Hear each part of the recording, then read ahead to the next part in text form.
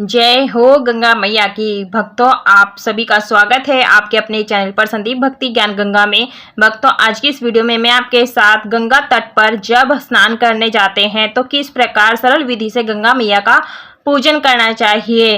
तो देखिए, हम आए हैं गंगा नदी के पास, जो कि हमारे घर से कुछ दूरी पर है। तो हम जो भी सामग्री लेकर आए हैं घर से लेकर के आए हैं। आप यदि सामग्री नहीं भी लेकर आए हैं तो आप मार्केट्स यहाँ आसपास लगी होती है, आप ले सकते हैं और बहुत ही शुभ रहता है। भक्तों, गंगा दशहरा एक बहुत ही पवित्र पर्व है, महत्वपूर्ण पर्व है। यह पर्व हर वर्ष ज्येष्ठ मास के शुक्ल पक्ष की दशमी तिथि पर मनाया जाता है। इस दिन जगत की पालनहार माँ गंगा की पूजा की जाती है। तो देखिए, हम गंगा मैया का जो चरण है छू लिए हैं। उसके बाद में जब हम गंगा मैया का पूजन करते हैं तो सबसे पहले शिवलिंग का पूजन करते हैं। तो देखिए, हमने यही रेत पर जो है रेत को इकट्ठा करके पिंडी रूप में हमने शिवलिंग का निर्माण किया है। आप निर्माण करते समय ओम नमः शिवाय, ओम नमः शिवाय, गौरी गणेश भगवान की इस प्रकार से ध्यान कर लेंगे। तो देखिए, हम यहाँ पर जो बैठ नहीं पा रहे हैं, बैठ के पूजा नहीं कर पा रहे, क्योंकि यहाँ बहुत ही ज़्यादा पैर नीचे धंस रहे थे। तो अगर आपके यहाँ पर सुविधा हो तो आप बैठ करके इस पूजन को कर सकते हैं, लेकिन मन में भाव होने चाहिए तो माता पूजा स्वीकार कर लेती हैं। तो देखिए, हमने यहीं पर हाथ धो लिया है, क्योंकि माँ है, सबका जो है गलती क्षमा कर देती हैं। तो देखिए, हमने यहाँ पर शिवलिंग का निर्माण कर लिया है, क्योंकि जो शिवलिंग है अपनी जटाओं में गंगा मैया के वेग को संभाले रखा हुए हैं। तो इस तरह से हम शंकर जी को लाल रोली जो चंदन आती है वो अर्पित कर देंगे, गंगा मैया को अर्पित कर देंगे इस प्रकार से। और हल्दी हम गंगा मैया को समर्पित कर देंगे। तो जय गंगा मैया, जय गंगा मैया, हर हर गंगे मैया, इस तरह से जपन करते रहना है। भक्तों, इसके लिए श्रद्धालु ब्रह्म बेला से ही पवित्र गंगा नदी में आस्था की डुबकी लगाते हैं। इसके बाद वे माँ गंगा की विधि विधान से पूजा करते हैं। तो हम यहाँ पर अक्षत समर्पित कर देते हैं। आप चाहें तो यहाँ पर काले तिल भी समर्पित जरूर से करें। तो देखिए, मैंने काले तिल भी लिए हुए हैं। पहले हम शंकर जी को अर्पित करेंगे, उसके बाद हम गंगा में अर्पित करेंगे, क्योंकि गंगा में काले तिल अर्पित करने से जो हमारे पितृ होते हैं वो बहुत ही प्रसन्न होते हैं।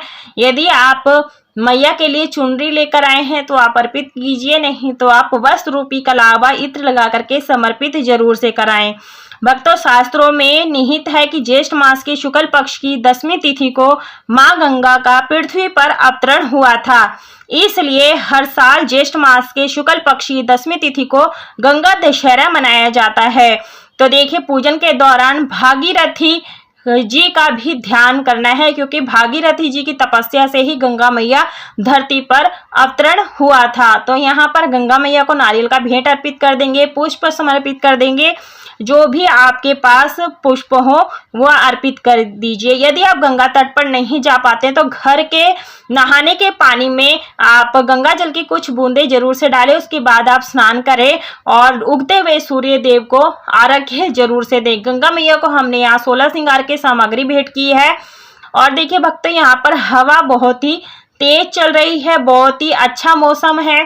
तो देखिए, जो हमें गंगा दीपदान जो करना है शाम के समय गोधूली वेला में करना होता है, या सुबह सुबह ब्रह्म मुहूर्त में, यानी सूर्योदय से पहले पहले हमें दीपदान करना होता है। तभी जो दीपदान से अंधकार दूर होता है। तो आप ब्रह्म मुहूर्त में और शाम के समय गोधूली वेला में जरूर से दीपदान करें। भोग प्रसाद में गुड़ बताशे का मैं भोग लगा रही हूँ। आप यहाँ पर चीनी, मिश्री, गुलदाने का भी भोग लगा सकते हैं। देखिए भक्तों, धार्मिक मान्यता है कि गंगा नदी में स्नान और ध्यान करने से व्यक्ति के पिछले जन्मों में किए गए सभी पाप नष्ट हो जाते हैं। तो देखिए, हमने गंगा मैया में प्रसाद अर्पित कर दिया है। आप ज्वारे जरूर से बोएं। जब हमारे जीवन में कुछ खुशियां, सुख आती है तो हम कहते हैं ना, गंगा मैया में ज्वारे बोए थे, तो आप जरूर से बोएं। और देखिए इस दिन माँ गंगा की उपासना करने से एवं गंगा स्नान करने से जन्म जन्मांतर के पाप नष्ट हो जाते हैं। तो देखिए मैं केले के पत्तों पर दीपदान कर रही हूँ। केले के पत्तों का दीपक कैसे तैयार किया जाता है इसका वीडियो मेरे चैनल पर आ चुका है, आप वहां जाकर के भी देख सकते हैं। वो हो सकेगा उसका लिंक मैं आपको डिस्क्रिप्शन में डाल दूंगी। आप पत्ते का दीपक बनाना सीख सकते हैं, बहुत ही सरल है। उसके बाद में हम आरती करने के बाद में दीपक को जो है प्रवाहित कर देंगे और हर हर गंगे जय मां गंगे का नियंत्रण जाप करते रहना है। गंगा स्नान करने से जन्म जन्मांतर के पाप नष्ट हो जाते हैं, विशेष फल मिलता है। हिंदू संस्कृति में कभी भी गंगा स्नान करना और मां गंगा की उपासना करना अक्षमय पापों को नष्ट करने वाला होता है। परंतु गंगा दशहरा का पर्व गंगा जी की आराधना के लिए सर्वश्रेष्ठ माना जाता है। तो देखिए हमें पूरे विधि विधान के साथ में पूजन करना है। आप गंगा दशहरा का पूजन अगर साक्षात गंगा नदी पर तट पर नहीं जा पा रहे हैं तो आप घर पर भी बहुत ही सरल विधि से पूजन कर सकते हैं गंगा मैया का। घर पर किस प्रकार से पूजन किया जाता है उसका भी लिंक मैं आपको डिस्क्रिप्शन में दे दूंगी, आप वहां जाकर के भी देख सकते हैं। बहुत ही महत्वपूर्ण जानकारी दी गई है, आप उस वीडियो को जरूर देखिएगा।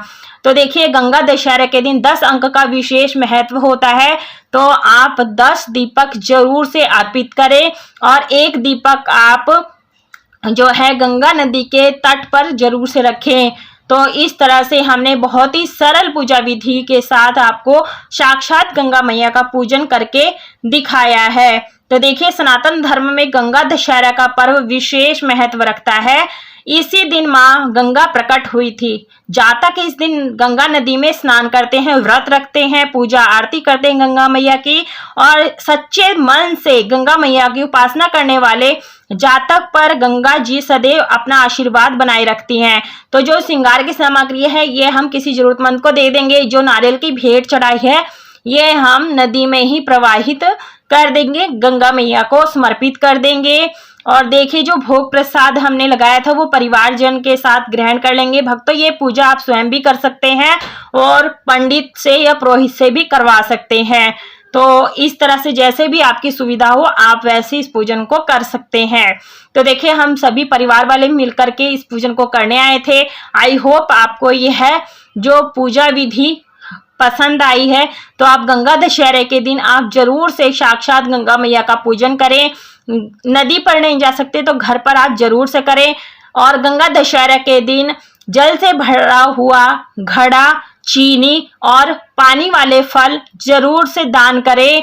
चीनी दान करें और गर्मी से राहत देने वाली चीजों जैसे पंखा, जूता, छाता, चीनी, छबील, पानी की छबील लगा करके भी आप दान कर सकते हैं। क्योंकि ज्येष्ठ के महीने में गर्मी बहुत पड़ती है, नौ तपा हो रहा होता है। तो पशु पक्षियों के लिए अपने छत पर बालकनी में दाना पानी आप जरूर से रखें। इससे आपके जीवन में शुभ फलों की भी प्राप्ति होती है और जैसे भी जीवन में कोई भी समस्या आती है वो दूर हो जाती है। आई होप आपको यह जानकारी पसंद आई। वीडियो पसंद आई वीडियो को लाइक शेयर सब्सक्राइब जरूर करें। कमेंट बॉक्स में हर हर गंगे जरूर लिखें।